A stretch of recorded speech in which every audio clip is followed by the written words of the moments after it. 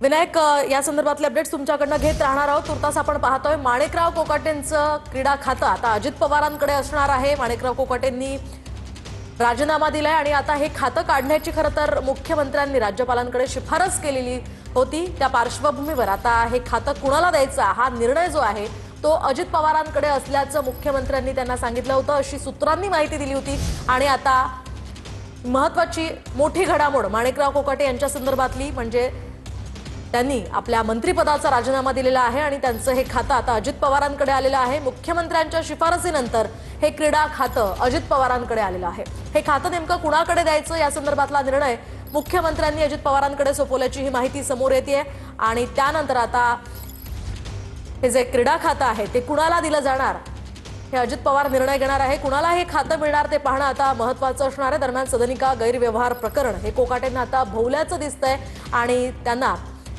आता मंत्रिपदाचा राजीनामा द्यावा लागलेला आहे। 1995 सालचं हे प्रकरण आहे। तब्बल 29 वर्षांचं हे प्रकरण आहे। त्यावेळी त्यांनी मुख्यमंत्र्यांच्या कोट्यातील 10% आरक्षित सदनिका मिळवली होती आणि ही सदनिका मिळावी त्यांनी कागदपत्रांची हेराफेरी केल्याचा त्यांच्यावर या संदर्भात आरोप आहे। त्यांच्या विरोधात सरकारवाडा पोलीस ठाण्यामध्ये तक्रार दाखल करण्यात आली होती आणि त्यानंतर ही सुनावणी झाली। त्या पार्श्वभूमीवर आता कोर्टानं शिक्षा कायम ठेवल्याचं कळतंय।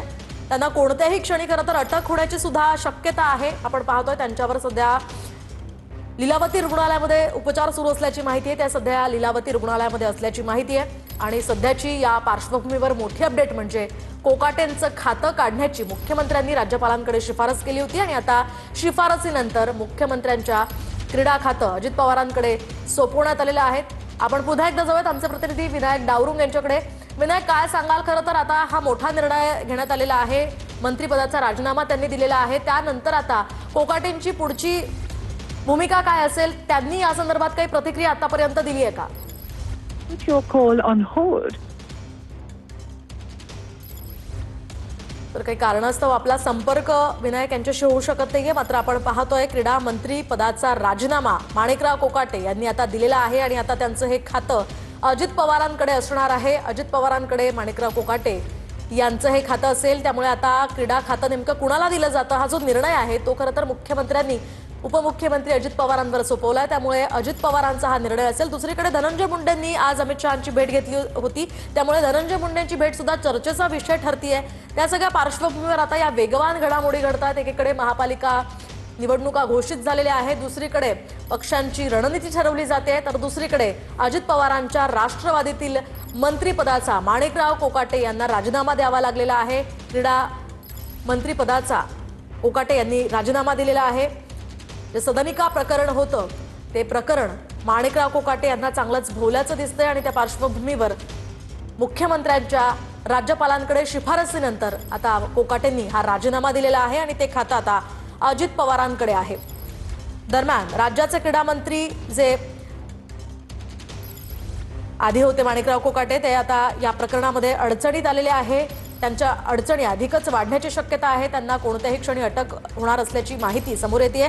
दरम्यान शासकीय कोट्यातील 10% सदनिका गैरव्यवहार प्रकरणी त्यांना 2 वर्ष खरं तर तुरुंगवास आणि 10,000 रुपयांच्या आर्थिक दंडाची शिक्षा ही कायम ठेवण्यात आलेली आहे। याआधी ही शिक्षा प्रथम वर्ग न्यायालयानं सुनावली होती आणि या शिक्षेला कोकाटेंनी जिल्हा सत्र न्यायालयामध्ये आव्हान दिलं होतं।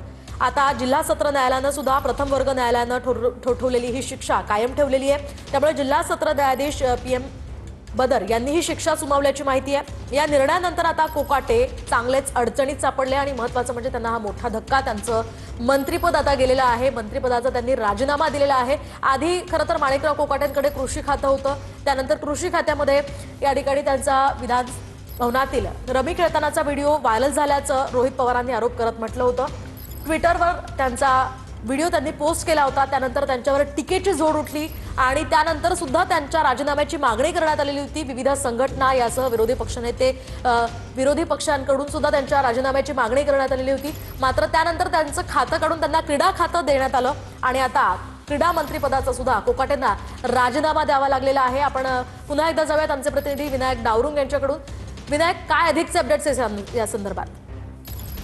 आपण जर पाहिलं तर माणिकराव कोकाटे यांच्याकडे जे क्रीडा मंत्री जे खातं होतं ते अजित पवारांकडे देण्यात आलेलं आपल्याला पाहायला मिळते। तशी शिफारस जी आहे ती राज्यपालांना मुख्यमंत्र्यांनी पत्राद्वारे कळवलेली आपल्याला दिसून येते. ज्यांच्याकडे क्रीडा खातं जे होतं ते आता अजितदादांकडे असणार आहे. त्यामुळे साहजिकच राजीनामा जो आहे तो माणिकराव कोकाटे यांचा जो आहे तो झाल्याची माहिती सध्या सूत्रांकडून मिळते. त्यामुळे आपण या संपूर्ण प्रकरणामध्ये शुक्रवारपर्यंत माणिकराव कोकाटे यांना कोर्टात पुन्हा त्यांच्या सुनावणीवरती, त्यांच्या केसवरती सुनावणी जी आहे ती शुक्रवारती होणार आहे.